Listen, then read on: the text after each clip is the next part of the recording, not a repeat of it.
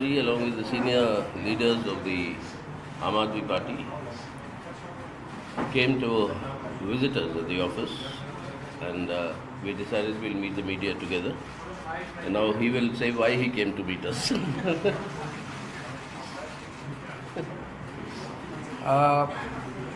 जैसा आप लोग जानते हैं कि दिल्ली के लोगों के अधिकार छीनने वाला जो मोदी सरकार ने अध्यादेश जारी किया, 8 साल की लड़ाई के बाद 11 मई को सुप्रीम कोर्ट ने आदेश दिया था कि भारत एक जनतंत्र है। जनतंत्र के अंदर चुनी हुई सरकार को जनता के काम करने के लिए पूरे अधिकार और शक्तियां होनी चाहिए। 2015 में मोदी सरकार ने एक नोटिफिकेशन जारी करके हमारी पावर्स छीन ली थी। जो पावर्स शीला दीक्षित जी के पास होती थी वो पावर्स हमसे सारी छीन ली गई, सरकार को पंगु बना दिया गया। उसके बावजूद भी हमने काफ़ी काम किए, हम ही जानते हैं कैसे काम किए। लेकिन 8 साल की लड़ाई के बाद दिल्ली के लोगों को न्याय मिला सुप्रीम कोर्ट से। 11 मई को सुप्रीम कोर्ट का आदेश आया और 8 दिन के अंदर ही 19 मई को मोदी सरकार ने अध्यादेश पारित करके सुप्रीम कोर्ट के आदेश को ख़त्म कर दिया, नल एंड वॉइड कर दिया, कैंसिल कर दिया सुप्रीम कोर्ट के आदेश को। और मोदी सरकार ने कहा कि दिल्ली के लोगों को कोई अधिकार नहीं है। ये दिल्ली के लोगों के न केवल अधिकार छीने गए, बल्कि एक तरह से दिल्ली के लोगों को तमाचा मारा गया, दिल्ली के लोगों का अपमान किया गया कि तुम जो मर्जी सरकार चुन लो, उसको काम नहीं करने देंगे हम। ये मोदी सरकार का संदेश है दिल्ली के लोगों को, आप जो मर्जी सरकार चुनिए, हम आपको काम नहीं करने देंगे। ये अध्यादेश आया है और ये अध्यादेश अब बाद में मॉनसून सेशन में संसद में आएगा। तो संसद में जब आएगा तो राज्यसभा में भारतीय जनता पार्टी का बहुमत नहीं है। 238 सदस्य हैं जिसमें 93 केवल बीजेपी के हैं। तो अगर सारी नॉन बीजेपी पार्टीज़ एक साथ आ जाएं तो इस अध्यादेश को गिराया जा सकता है। तो इसीलिए आप लोग देख रहे हैं कि मैं एक एक पार्टी अध्यक्ष से जाके मिल रहा हूं और उनकी हम सपोर्ट मांग रहे हैं कि जब ये संसद में बिल आए तो वो दिल्ली के लोगों के साथ खड़े हों, दिल्ली के लोगों को न्याय दिलाएं। दिल्ली के लोगों के साथ बहुत बड़ा नुकसान हुआ है, दिल्ली के लोगों का बहुत बड़ा धोखा हुआ है दिल्ली के लोगों के साथ। तो इसी सिलसिले में मैं ममता बनर्जी से मैडम से मिलने गया था, उन्होंने सपोर्ट जाहिर किया। ठाकरे साहब से मिलने गया था, उन्होंने सपोर्ट जाहिर किया। एनसीपी से मिलने गया था, उन्होंने सपोर्ट जाहिर किया। केसीआर साहब से मिलने गया था, उन्होंने सपोर्ट जाहिर किया। उसी सिलसिले में आज मैं सीताराम येचुरी जी से, उनकी टीम से और सीपीएम पार्टी से सपोर्ट मांगने के लिए आया कि इस राज्यसभा में आप हमें सपोर्ट कीजिए।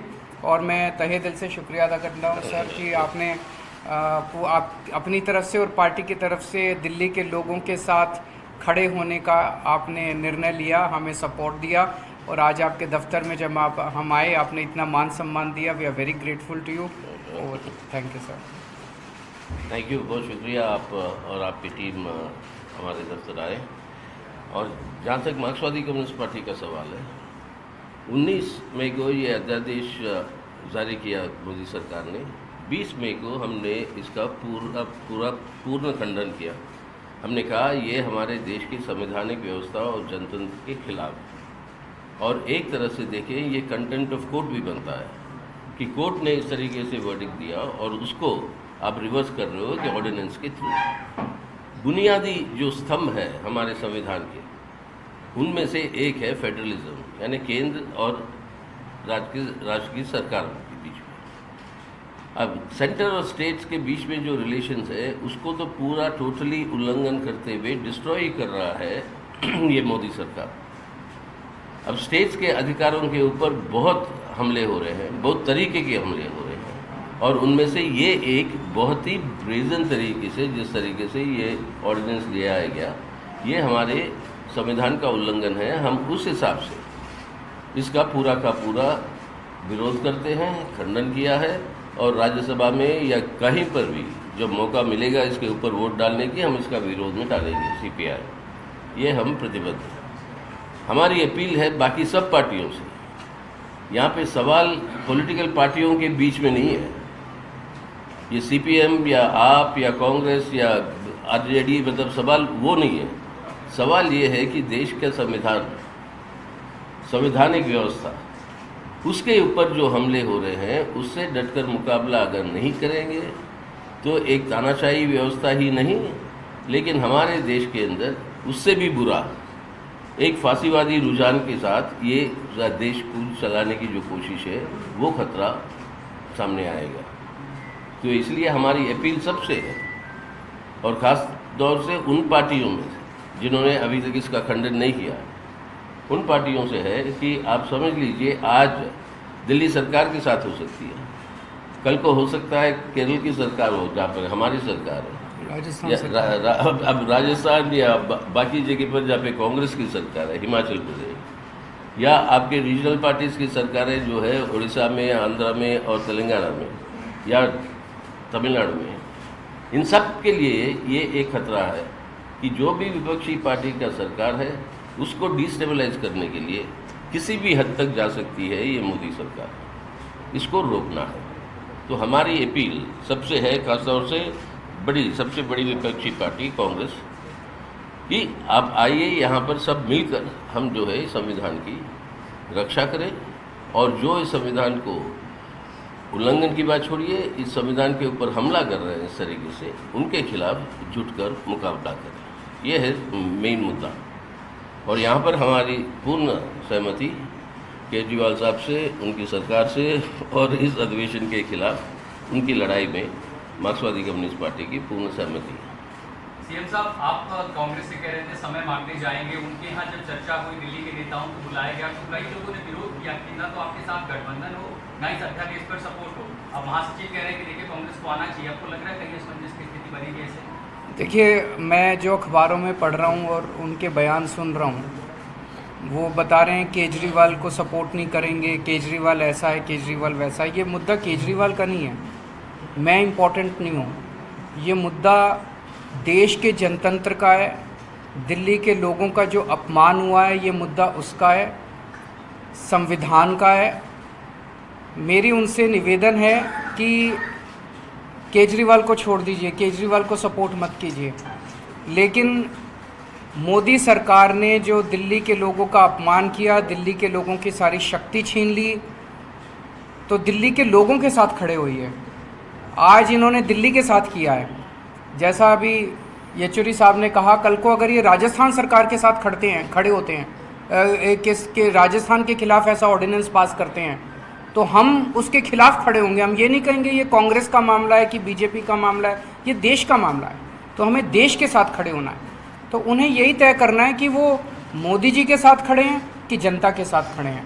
मेरे साथ सपोर्ट करने की बात नहीं है, जनता के हकों को छीना जा रहा है, संविधान को रौंदा जा रहा है। ऐसे में तो पूरे देश के 140 करोड़ लोगों को, सारी पार्टियों को साथ आके और इसका जम के विरोध करना चाहिए।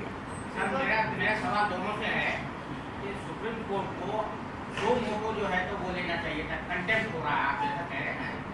अभी एक्चुअली छुट्टियां हैं, इसीलिए उन्होंने देखो बदमाशी की। 11 मई को ऑर्डिनेंस आया, वो सुप्रीम कोर्ट का आदेश आया, इन्होंने ऑर्डिनेंस लाने की तैयारी 11 मई से शुरू कर दी थी, अंदर हरकतें चल रही थी, लेकिन 19 मई को शाम को 5 बजे जैसे ही सुप्रीम कोर्ट छुट्टी पे गया, रात को 10 बजे ऑर्डिनेंस ले आए। इनके दिल में काला है, इन्हें पता है कि सुप्रीम कोर्ट में ये टिकेगा नहीं, तो ये 1 महीना इन्होंने बर्बाद किया।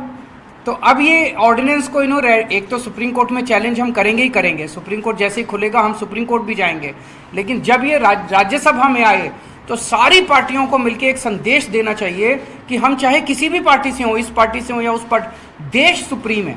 और जब देश की बात आएगी, जब संविधान की बात आएगी, जब जनतंत्र की बात आएगी, तो कोई पार्टी अलग नहीं है, हम सारी पार्टियां मिलकर इसका विरोध करेंगे।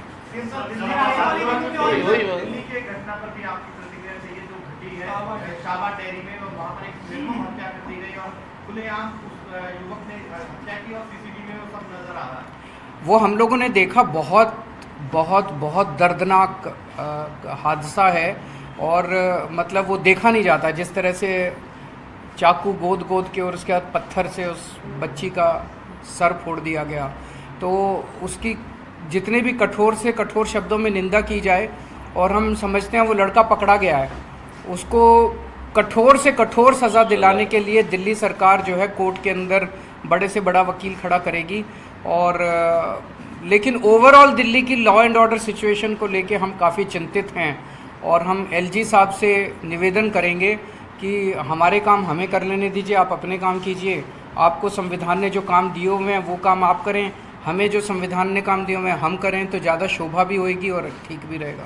सर आपके राज्य अभी आतिशी जी जा रही हैं उनकी फैमिली से मिलने के लिए और उस बच्ची के लिए 10 लाख रुपए हम उनके परिवार को मुआवजा भी देंगे और उनके परिवार को आश्वासन देते हैं कि उसको कठोर से कठोर सज़ा दिलवाने की कोशिश करेंगे।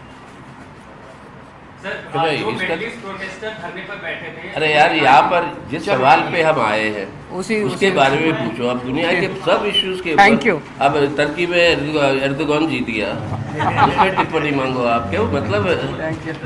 Thank you very much. एक फोटो ले लीजिए।